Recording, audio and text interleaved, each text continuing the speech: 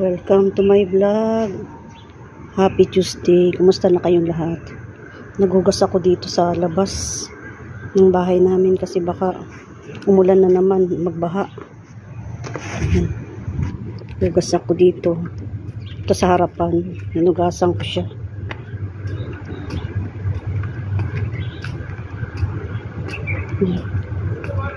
Nagdilig na rin ako ng halaman. Kasi yung gardener nando sa palas, ako yung nagbaback up sa kanya pag wala siya. Yan. Nugasan ko dito.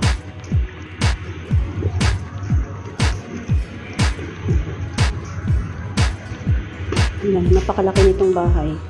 Kahit hindi kaya, sabi nga, kinakaya na lang. Ganyan ang buhay OFW. Dito to sa harapan. Kaya nga puno ako ng malunggay dyan. Ito po, dalawa siya. Kaya kinakain daw ito eh. Anong tawag dito? Kinakain daw yan. Katuray ba yan? Katuray. Sa harapan ko ng bahay namin. Punta naman tayo sa likod. Ito naman yung sa likuran. Ayan. Sa likod, ito naman sa likod ng bahay. Mag-winter na kasi winter na, malamig na ang tubig. Medyo kumakagat yung lamunan. Dito napakalawak tong kailangan mag-post ka kasi marumi yung gawa ng mga ng ibon, tain ng ibon.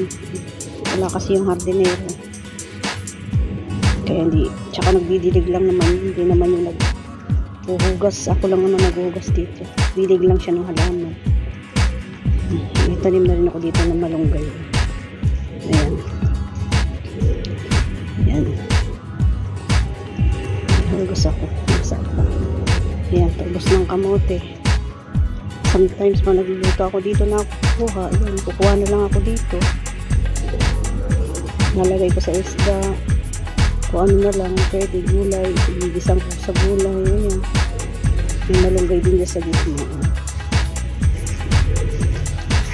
Yung Christmas tree din kami. Ganda niya. Yan.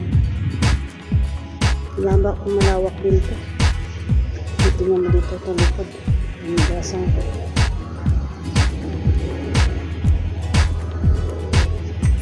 Sabi nga nila, kahit hindi kaya, kakayanin. Yung ganun lang, ganun ang buhay OFW. Tiis na lang, basta malakas lang, wala lang sakit, diba? Yun lang yun.